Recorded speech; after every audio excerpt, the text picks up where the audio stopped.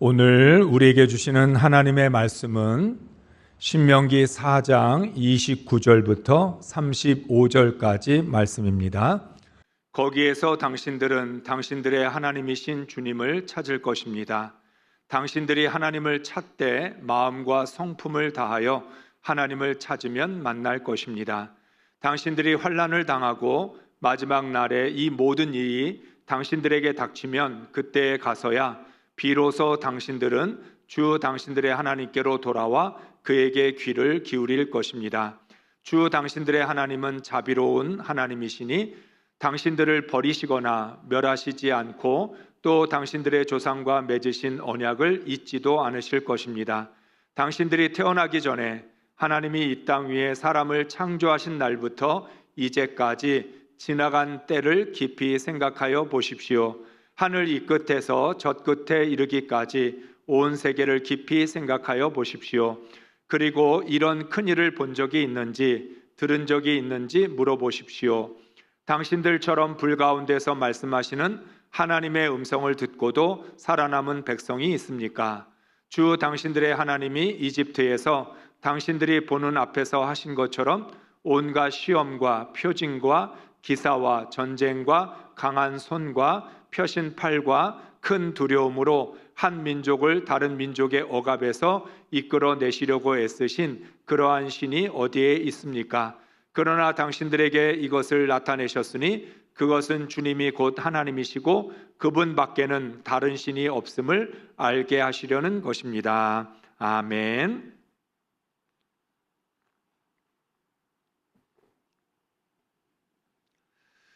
할렐루야. 지난 한 주간 동안 하나님을 경배하며 섬기셨습니까? 음성으로 말씀하시는 하나님을 만나셨습니까? 하나님께서 이스라엘 백성들에게 하나님의 형상을 만들지 말라고 명령을 하셨습니다. 왜 그러셨을까요? 우리가 생각하는 기준으로 생각해 보면 하나님의 형상이 있으면 좋을 텐데, 하나님은 이렇게 생기셨다, 하나님은 이런 모습이다, 이렇게 보여줄 수 있다면 우리가 하나님을 더 잘 믿을 수 있지 않을까? 우리의 믿음을 위해서 하나님이 하나님의 형상 하나 정도는 만들 수 있도록 허락해 주시면 얼마나 좋았을까? 그런 생각을 해보게 됩니다. 우리는 지금 신명기 1장부터 4장까지의 말씀을 함께 읽어오고 있습니다. 1장부터 3장까지가 지난 40년 광야 동안 하나님이 베풀어 주신 은혜를 묵상하고 돌아보는 시간이라면 4장의 말씀은 앞으로 가나안에 들어가면 어떻게 하나님을 경외해야 되나, 어떻게 하나님을 믿고 하나님의 백성으로 살아갈 수 있을까, 이 부분에 대해서 말씀을 하고 있습니다. 하나님은 제일 먼저 이스라엘 백성들에게 말씀하셨죠. 가나안에 들어가서 하나님 경외하는 걸 배워라. 가나안 땅이라고 하는 새로운 곳에 들어가면 배워야 될 게 얼마나 많습니까? 이스라엘 백성들 광야에서만 살았지 가나안에 들어가 보지 못했기 때문에 참 호기심도 많을 거고 알고 싶고 배우고 싶은 것도 많을 겁니다. 그런데 하나님은 그런 세상을 배우려고 하지 말고 너희에게 주어진 환경이나 상황을 배우기보다 하나님 경외하는 걸 배우는 게 우선이다 말씀을 하셨습니다. 그리고 나서 피조물을 경배하거나 섬기지 마라. 피조물의 형상을 따라서 그게 하나님의 형상이라고 하는 그런 손으로 만들지 말라라고 말씀을 하셨습니다. 하나님께서 하나님의 형상을 만들지 말라고 하셨던 것은 인간의 본성을 잘 알고 계시기 때문입니다. 죄인의 본성을 가진 인간들은 항상 보고 싶어 합니다. 자신도 믿지 못하는데 보이지 않는 하나님을 어떻게 믿을 수 있겠습니까? 눈으로 보고 확인해야 믿을 수 있는 거죠. 그러니까 죄인의 본성을 가진 인간의 특징이 뭐냐? 우리는 봤으면 좋겠다. 보고 믿으면 더 잘 믿을 수 있지 않을까 하는 생각인 것이죠.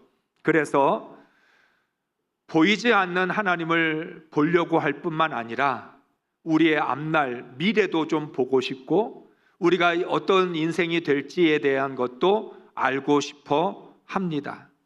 그런데 하나님은 형상을 만들지 말라고 했습니다. 다르게 말하면 하나님을 보고 믿지 말라고 하신 거죠. 그러면 궁금한 점이 더 생깁니다. 하나님의 형상을 왜 만들지 말라고 하는 것일까? 왜 하나님을 보고 믿지 말고 보지 않고 믿으라고 말씀을 하셨을까? 우리가 궁금하게 됩니다. 하나님은 하나님의 아들 예수님을 이 땅에 보내주셨습니다. 보라고, 하나님이 어떤 분인지 너희들이 직접 만나라고 보내주셨습니다. 그런데 보고 믿기를 원했던 인간들은 하나님의 아들 예수님을 보고도 여전히 믿지 않았습니다. 하나님을 믿는다고 하는 이스라엘 백성들, 그리고 하나님의 말씀을 듣고 그 말씀에 순종해 왔다고 자부심을 갖고 있는 이스라엘의 종교 지도자들은 하나님을 보여달라고 예수님께 떼를 썼습니다. 예수님이 말씀하셨습니다. 나를 본 사람은 아버지를 본 것이다. 나를 본 사람은 하나님을 본 것이다. 왜냐하면 나는 이 땅에 와서 하나님의 말씀을 전하고 하나님의 계획을 말하고 하나님이 시키시는 것만 하기 때문에 내가 하는 모든 것을 보면 하나님을 본 것이라고 말을 해 주었지만 믿지 않았습니다. 인간이 하나님을 보려고 하는 그 욕망의 밑바닥에는 하나님을 내 손으로 조종하고 싶어하는 욕망이 감추어져 있습니다. 예수님은 부활하신 예수님을 확인하고 싶어 했던 도마에게 말씀을 하셨죠. 내 옆구리에 손을 넣어 창자국을 만져보고 내 두 손에 손을 넣어서 못자국을 확인해 봐라. 그런 후에 예수님이 말씀을 하셨습니다. 요한복음 20장 29절이죠. 너는 나를 본고로 믿느냐? 보지 못하고 믿는 자들은 복되도다.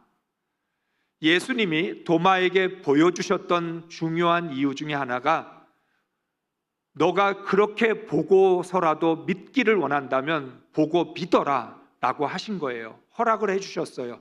그런데 하나님은 허락을 하시고 난 다음에 말을 합니다. 그러나 보지 않고 믿는 믿음이 복되도다. 네가 만진 결과, 확인한 결과를 가지고 믿으려고 하지 말고 아무것도 확인하지 못하고 아무것도 보지 못한 그 상태에서 믿는 믿음이 진짜 복된 믿음이라고 말씀을 하셨습니다. 예수님이 이것을 복된 믿음이라고 하셨던 이유는 그게 진짜 믿음이기 때문에 그렇습니다. 제가 계속해서 강조합니다. 우리가 확인한 것을 보고 난 다음에 믿는다면 그건 믿음이 아니라 확인한 것을 받아들이는 거죠. 만진 것에 대한 그것을 신뢰하는 겁니다. 난 만져봤어. 내가 가봤어. 나 해봤어. 사람들이 많이 쓰는 언어들이죠. 나 가봤어. 어디를 가봤다라고 하는 사람이 얘기하면 가보지 않은 사람은 그 앞에서 아무 말도 할 수 없죠. 가봤대는데, 해봤대는데, 봤대는데 그러면 그 사람이 왕이 됩니다. 그런데 예수님은 그게 믿음이 아니라는 거죠.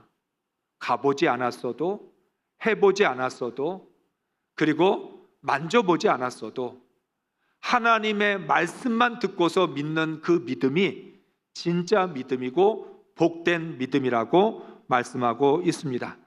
하나님은 이스라엘 백성들이 가나안 땅에서 이러한 복된 믿음, 진짜 믿음을 갖기를 원하셨습니다. 그래서 하나님의 형상을 만들지 못하게 하셨던 것입니다. 하나님의 형상을 제작하는 순간 그 하나님은 피조물이 되어버립니다. 우리 손으로 만든 하나님, 내 손으로 만들었는데 그 하나님을 어떻게 창조주 하나님이라고 믿을 수 있겠습니까? 뿐만 아니라 하나님이 보이면 그 하나님을 자신이 소유하려고 합니다. 야곱의 아내였던 라헬이 야곱이 야반 도주하자 제안을 했을 때 함께 야반 도주를 합니다. 그때 라헬이 자기 집에서 훔쳐온 것이 있는데 드라빔입니다. 드라빔이라고 하는 건 집안신, 조상신입니다. 그 집안의 신을 형상으로 만들어 놓았는데 그 드라빔을 가지고 나엘은 나왔습니다. 왜 훔쳐 나왔을까요? 조상신이, 자기가 믿었던 그 집안신이 우리를 지켜줄 것이라고, 자신의 두려움과 불안을 해결해 줄 것이라고 믿었기 때문입니다. 신을 내가 가지고 있으면 그 신이 나에게 복을 주고 그 신이 나를 지켜주지 않을까라고 하는 기대 때문인 거죠. 하나님을 형상으로 만들어서 소유를 하는 순간 이 하나님은 나를 지켜줄 거고 이 하나님은 나를 어디 가든지 인도해 주실 거다라고 생각을 하죠. 그게 믿음같이 느껴집니다. 그런데 하나님은 그건 믿음이 아니라고 말씀하시는 겁니다. 엘리 제사장의 두 아들이 있었습니다. 홈니와 비느하스. 아버지가 제사장이니까 홈니와 비느하스도 제사장이었습니다. 아버지가 이스라엘 백성들을 이끌고 전쟁에 나가야 되는데 나이가 많아서 갈 수 없으니까 홈니와 비느하스가 이스라엘의 군대를 이끌고 블레셋과 싸우려고 나갔습니다.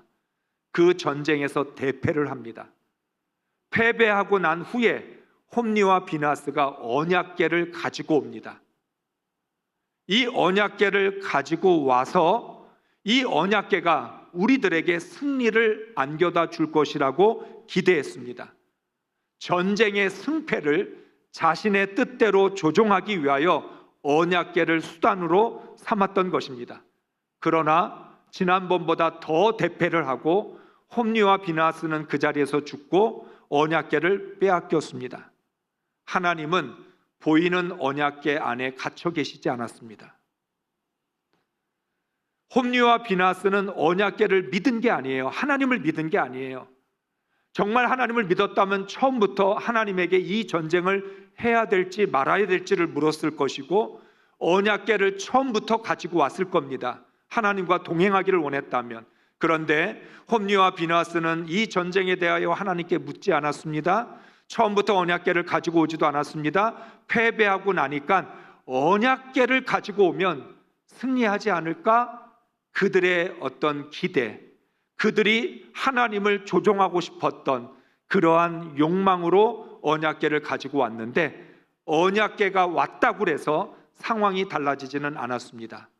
그렇게 하나님은 홈니와 비느하스의 마음으로 조종할 수 있는 분이 아니라는 거죠. 언약궤라고 하는 곳에 하나님은 갇혀 계시지 않았다라고 하는 거예요. 하나님은 다윗의 소원도 들어주지 않으셨습니다. 성전을 건축하는 건 또 다른 하나님의 형상을 만드는 일이 되기 때문입니다. 다윗으로부터 하나님의 마음을 배웠던 솔로몬은 성전을 봉헌하고 나서 기도할 때 이렇게 기도를 합니다. 역대하 6장 18절 20절을 읽겠습니다. 하나님이 참으로 사람과 함께 땅에 계시리이까 보소서 하늘과 하늘들의 하늘이라도 주를 용납하지 못하겠거든 하물며 내가 건축한 이 성전이오리까 주께서 전에 말씀하시기를 내 이름을 거기에 두리라 하신 곳 이 성전을 향하여 주의 눈이 주야로 보시오며 종이 이곳을 향하여 비는 기도를 들으시옵소서. 아멘. 다윗은 자신이 성전을 지을 수 없다는 걸 알면서도 성전을 지을 수 있는 모든 준비를 해놓았습니다. 솔로몬은 아버지 다윗의 간절한 소원을 알고 있었습니다. 그래서 그도 최선을 다하여서 성전을 지었습니다. 가장 좋은 것으로, 가장 아름답게 성전을 짓기 위하여 최선을 다했습니다. 그런데 솔로몬이 성전을 짓고 나서 하나님께 봉헌 기도를 드리는 그 자리에서 하나님, 우리가 하나님을 이 성전에 모실 수 없습니다. 우리가 사람의 손으로 지은 이 성전이 하나님의 거처가 될 수 없습니다. 하늘이라도 하나님의 거처가 될 수 없고 하늘들의 하늘이라도 하나님의 처소가 될 수 없습니다. 그 어떤 것도 하나님의 집이 될 수 없습니다. 이유는 무엇이에요? 무한하신 하나님을 유한한 것에 담을 수 없습니다. 하나님 무한하신 하나님이기 때문에 하나님이 창조하신 하늘이 하늘을 담을 수 있습니까? 아니면 하늘들의 하늘이라도 하나님을 담을 수 있습니까? 하물며 이 성전, 사람의 좋은 손으로 지은 이 성전을 어떻게 하나님의 집이라고 말할 수 있겠습니까? 만약에 저 같았으면, 이렇게 성전을 지었으면 아주 가장 큰 소리를 쳤을 거예요. 하나님 이곳에 계신다. 하나님이 기뻐하시는 성전이다. 이것은 하나님의 집이다. 이것을 너희들은 바라보면서 하나님께 영광을 돌려라. 온갖 미사여구를 동원해서 이곳이 하나님의 집임을 사람들 앞에 선포했을 것입니다. 그런데 솔로몬은 그렇지 않았어요. 하나님을 여기에 모실 수 없다. 하나님의 집이 될 수 없다. 사람의 손으로 지은 성전뿐만 아니라 하늘이라도 하나님을 모실 수 없다라고 말을 했던 거죠. 그러면 왜 성전을 지었습니까? 그것은 하나님께서 말씀하시기를 내 이름을 거기에 두리라고 말씀하셨기 때문에 성전을 지을 수 있었다는 거예요. 하나님이 허락하셨기 때문에, 그래, 이 성전을 하나님을 예배하는 장소로 삼아라. 이곳에서 너희가 하나님께 기도를 해라. 내 이름을 이 성전에 두겠다라고 하나님이 허락하시고 하나님이 약속하셨기 때문에 성전이 될 수 있는 거지, 이걸 지어 놓았다고 성전이 되는 것은 아니라는 거예요. 솔로몬은 하나님을 성전으로 제한하지 않았습니다. 도리어 성전이라 할지라도 하나님을 모실 수 없다는 것을 정확하게 깨달았습니다. 하나님을 우리의 계산대로, 생각대로 믿을 수 없습니다. 하나님의 형상을 만들거나 성전을 우상화하면 하나님을 우리 마음대로 규정하는 것입니다. 무한하신 하나님을 유한하신 이러한 것들로 하나님을 표현하고 설명함으로 말미암아 하나님을 사람의 생각으로 제한하게 되는 것이죠. 하나님을 예측하거나 하나님의 한계를 정하는 것 자체가 불신앙입니다. 그래서 하나님의 형상을 만드는 동기가 어디에 있느냐? 마음이 부패해지면, 불신앙과 불순종으로 가득하게 되면 하나님의 형상이라도 만들어서 하나님을 우리가 소유하거나 하나님을 우리의 한계 안에 가두어 두거나 우리가 하나님의 정의를 내리고 규정하고, 그래서 우리가 믿고 싶은 하나님, 그 하나님을 만들려고 하는 인간의 부패해진 마음에서부터 시작되는 일이라고 말씀했습니다. 하나님을 이해하려고 하기보다 믿어야 합니다. 하나님을 받아들이려고 하는 게 아니라 믿어야 한다는 거죠. 하나님을 이해할 수 없습니다. 여러분, 창조주 하나님, 무한하신 하나님, 전지전능하신 하나님, 그 하나님을 우리가 이해할 수 있다면 하나님일 수 있겠습니까? 내가 이해할 수 없고, 내가 하나님의 뜻을 헤아리기 어렵고, 하나님의 그 말씀을 받아들이기 어렵기 때문에 하나님인 거고, 그 하나님은 믿어야만 이해가 되고 받아들일 수 있다라고 하는 거죠. 이해할 수 없고 받아들일 수 없는 그 상태 그대로 하나님을 믿어야 합니다. 그것이 바로 하나님을 경외하는 것입니다. 하나님 두려워요. 내가 이해하기에는, 내가 설명하기에는 하나님 두려워요. 무서워요. 하나님은 놀라우신 분이에요. 신비롭고 경이로운 분이에요. 내 언어로, 내 말로 표현할 수 없어요. 내 감정으로 하나님을 뭐라고 말할 수 없어요. 하나님을 사랑한다는 것조차도 표현하기가 어려워요. 그러한 상태 그대로 하나님을 믿는 것, 그래서 믿음은 하나님의 선물이고 그 믿음은 신비이고 기적이라는 거예요. 하나님을 믿을 수 있다는 것, 그 하나님을 경외할 수 있다는 것, 그게 놀라운 일이라는 거예요. 그러니까 여러분, 믿음을 통해서 나타나는 결과가 기적이 아니라, 믿으면 병 고치고, 믿으면 문제 해결되고, 믿으면 고난이 해결되고, 믿으면 복을 받는다, 믿음의 결과가 기적이 아니라 믿음 그 자체가, 믿을 수 있다는 게 기적이라고 하는 거죠. 하나님은 이스라엘이 가나안에서 하나님의 형상을 만들어 악을 행하면 진노할 거라고 말씀합니다. 만약 너희가 하나님을 피조물의 형상으로 만들어 제작하거나 다른 신들을 우상으로 조각해서 그것을 섬기면 반드시 심판할 것이다. 여러분, 이스라엘이 하나님이 주신 약속의 땅에서 망하는 이유는 한 가지밖에 없어요. 하나님 앞에 죄를 지으면, 그리고 하나님의 말씀을 따르지 않으면 반드시 망하게 될 것이라고 말씀합니다. 여러분, 이스라엘 백성들이 가나안 땅을 어떻게 들어갈 수 있었어요? 하나님이 은혜로 주셔서 가나안 땅을 들어갈 수 있었어요. 하나님을 경외하는 믿음으로 가나안을 얻을 수 있었어요. 그 말은 하나님을 믿지 않으면, 하나님을 경외하지 않으면 그 땅을 잃어버릴 것이라고 하는 뜻이에요. 이스라엘 백성들이 가나안 땅에서 망하는 이유는 한 가지밖에 없다는 거예요. 하나님을 경외하지 않으면, 하나님 앞에 죄악을 행하게 되면 너희는 하나님이 주신 그 땅에서 멸망할 것이라고 말씀하고 있습니다. 그렇다면 어떻게 해야 되죠? 만약에 그 약속의 땅에서 우리가 하나님을 온전히 경외하지 못해서 망한다면, 하나님의 형상을 만들거나 우상을 숭배함으로 인해서 심판을 받는다면 무엇을 할 수 있을까요?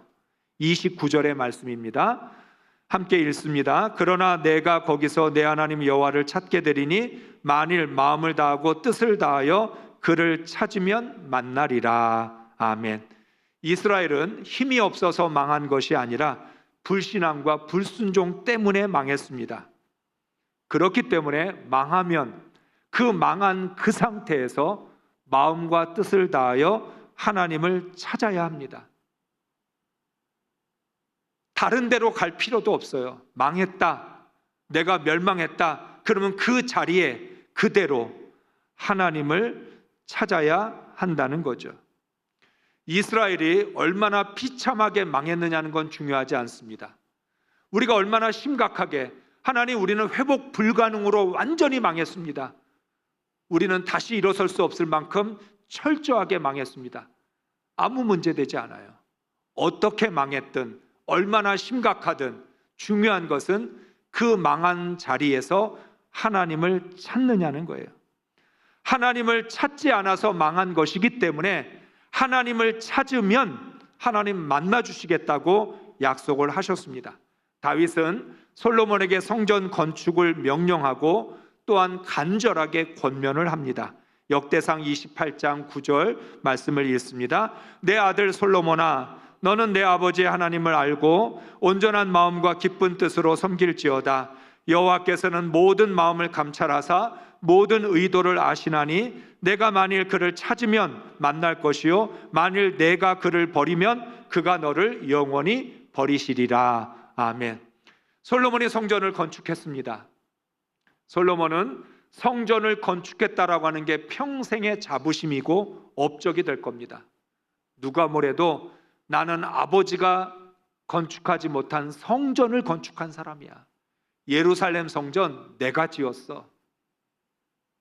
평생의 자랑거리가 될 거고 성전을 바라볼 때마다 마음이 흐뭇할 겁니다.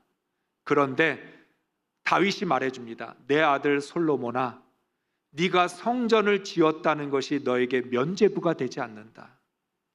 성전을 지은 것으로 너의 할 일이 끝난 것이 아니다.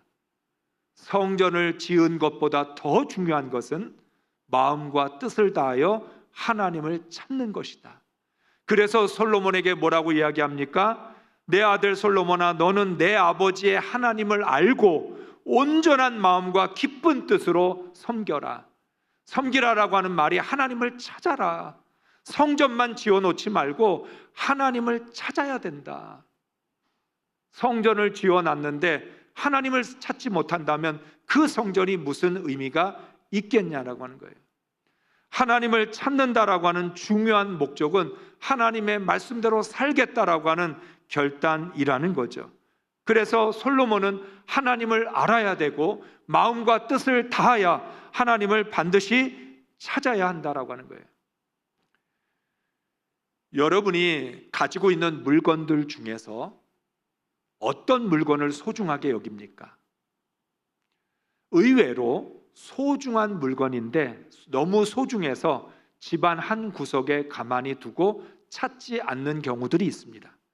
그래서 그게 있는 줄도 모를 때가 있습니다. 그런데 우리가 자주 찾게 되는 물건이 있죠. 어떤 거죠? 여러분은 어떤 물건을 가장 자주 찾습니까? 대표적으로 핸드폰이에요. 지금 제 주머니에도 이렇게 핸드폰이 있어요. 핸드폰은 지금 이 자리에도 저와 함께하고 있어요. 우리는 핸드폰이 너무 중요해서인지 아니면 너무나 필요한 것인지 늘 핸드폰을 찾습니다.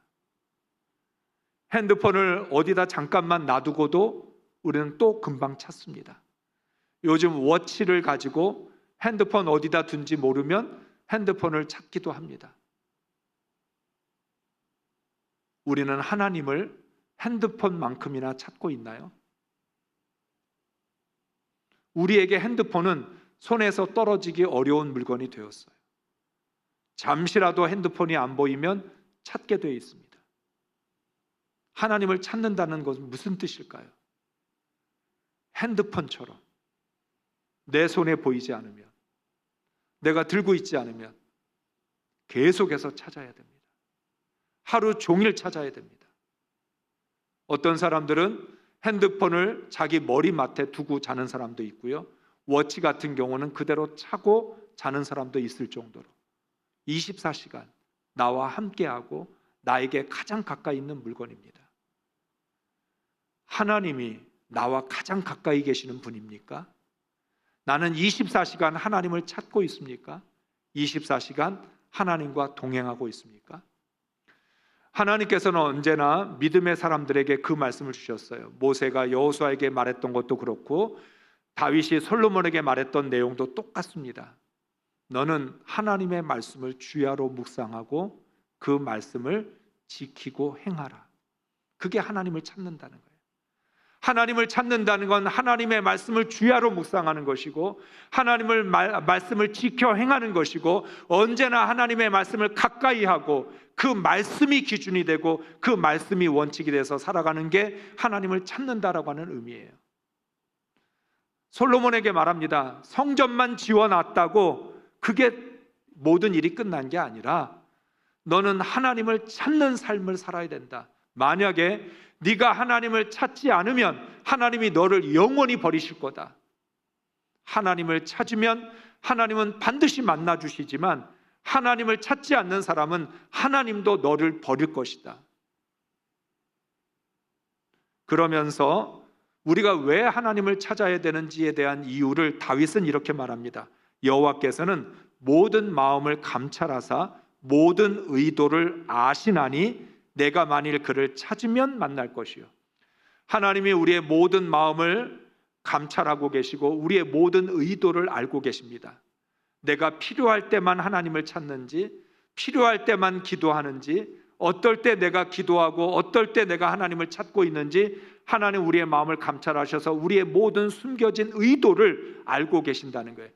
역설적으로 그렇기 때문에 마음과 뜻을 다하여 하나님을 찾기만 하면 하나님 만나 주신다는 거예요. 사랑하는 성도 여러분, 하나님의 자녀가 하나님을 찾지 않는다면 누가 하나님을 찾겠습니까? 우리가 하나님을 사랑한다고 말을 하는데 일주일에 한 번, 1시간 예배 드릴 때만 하나님을 찾는다면 그게 어떻게 하나님을 사랑하는 것이 될 수 있습니까? 여러분 연애할 때 사랑한다고 하면서 안 찾아요. 그러면 사랑하는 거예요? 나 당신을 사랑해, 나 너 좋아해. 그런데 안 찾아. 한 달이든 두 달이든 안 찾아. 그거는 사랑하는 게 아니죠. 오늘 우리들은 하나님을 사랑한다고 하면서 일주일에 한 번 겨우 이 1시간 예배 드리는 것으로 나는 하나님을 찾았고 하나님을 사랑했다. 우리가 하나님을 아버지라고 부르면서 나는 하나님의 자녀라고 말하면서 하나님을 찾을 때 필요할 때만 찾는다면, 필요할 때만 기도한다면 어떻게 하나님의 자녀라고 말할 수 있겠냐는 거예요. 더 정확하게 말하면 하나님께서 이스라엘을 멸망시키신 이유는 이스라엘이 하나님을 찾게 하기 위해서입니다. 앞서 말씀을 드린 이스라엘이 멸망하면 그 자리에서 하나님부터 찾아라. 하나님을 찾아야 이스라엘이 회복할 수 있고 이스라엘이 구원받을 수 있기 때문에 하나님을 찾아야 되는데, 다르게 말하면 이스라엘이 멸망한 이유가 뭐냐? 하나님 왜 이스라엘, 하나님의 백성, 하나님의 자녀를 심판하셨을까? 하나님의 심판을 받아야 하나님을 찾고 멸망을 당해야 하나님께 돌아오기 때문에 하나님은 돌아오라고, 하나님을 찾으라고 이스라엘을 심판하셨다는 거예요. 30절 31절 말씀을 읽겠습니다. 당신들이 환난을 당하고 마지막 날에 이 모든 일이 당신들에게 닥치면 그때에 가서야 비로소 당신들은 주 당신들의 하나님께로 돌아와 그에게 귀를 기울일 것입니다. 주 당신들의 하나님은 자비로운 하나님이시니 당신들을 버리시거나 멸하시지 않고 또 당신들의 조상과 맺으신 언약을 잊지도 않으실 것입니다. 아멘. 한때는 소중했던 물건, 어느 집안 한 구석에 두고 있는 줄조차도 모르고 잊어버렸는데 필요한 상황이 되면 그거 다시 찾습니다. 어디다 두었더라? 어디 있다? 그거 분명히 있을 텐데, 그러면서 열심히 찾습니다. 너희가 망하면 우리에겐 하나님 계시지, 하나님이 우리를 도와주신다고 약속하셨는데, 잊어버렸던 하나님의 약속, 잊어버렸던 하나님, 찾지 않았던 하나님, 멸망을 당하고 나니까 그때에 가서야 비로소 하나님을 찾기 시작하고 언약을 생각하고 하나님께로 돌아오려고 하게 된다는 거예요. 이게 바로 인간의 모습이에요. 죄인의 본성을 가진 인간은 자기 자신도 못 믿기 때문에 보이지 않는 하나님을 안 믿는 것처럼, 이 인간의 본성 중에 멸망하지 않으면, 고난을 당하지 않으면, 심판을 받지 않으면 하나님이라고 하는 소중한 존재를 어디 한 구석에는 두고서 까맣게 잊어버리고 살아가는 그런 모습이라는 거죠. 하나님은 하나님을 찾을 수 있는 기회를 주십니다. 고난으로, 심판으로, 멸망으로. 그렇기 때문에 우리가 멸망한 그 자리에서 하나님을 찾으라고 하는 말씀은, 그게 하나님께서 너에게 주시는 사인이다. 너 지금 당장 하나님 찾으라고, 너 지금 당장 하나님께로 돌아오라는 하나님의 말씀이다. 그러니까 너희들은 그 기회를 놓치지 말고, 그 기회가 내게 주어진 마지막 기회라는 걸 깨닫고 하나님을 찾아야 된다. 만일 하나님을 찾지 않으면 이스라엘은 영원히 역사에서 사라지게 될 것입니다. 그러므로 이스라엘에게 멸망은 위기가 아닙니다. 하나님을 찾지 않는 게 위기라는 것이요. 하나님을 찾기만 하면 언제든지 그 위기를 벗어날 수 있습니다.